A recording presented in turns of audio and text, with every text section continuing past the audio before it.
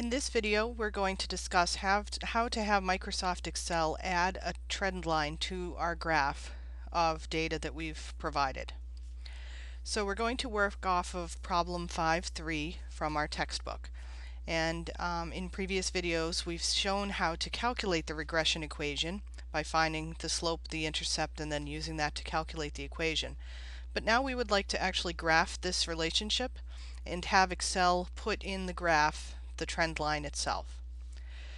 So the first thing we have to do, as always, is to identify which is our X and which is our Y values. And we've previously identified that the average sea surface temperature is our X value and the coral growth is our Y value, because coral growth depends upon average sea surface temperature. Now as we go to do our scatter plot, when you just highlight two rows of data in Excel, Excel will make the assumption that the first row is X values and the second row is Y values, and in this case that's not what we want. So what I've found is actually the simplest way to get around that is just to copy the two rows in the correct order so that we can have the X on the left and the Y on the right. So I'm going to highlight coral growth and hit copy, and I'm just going to make a copy of it over in this column here. Paste. Now if you were if you didn't like the fact that you now have it here twice, you could delete the original one. It's going to keep the formulas all correct down below, but for this video we're just going to leave it here for now.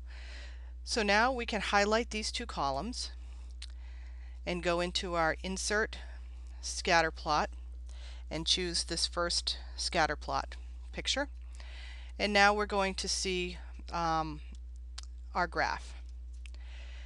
And as I've said in the past, you want to adjust your graph so that you can add some axis titles. I usually will get rid of the legend here if there's only one set of data, and change your titles down here. So this is average sea surface temperature, and you'll see as I type it, it's up here in this formula column until I hit enter. And then on this axis it's coral growth,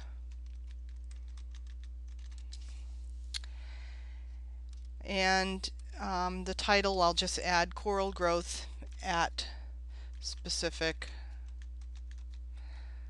sea surface temperatures.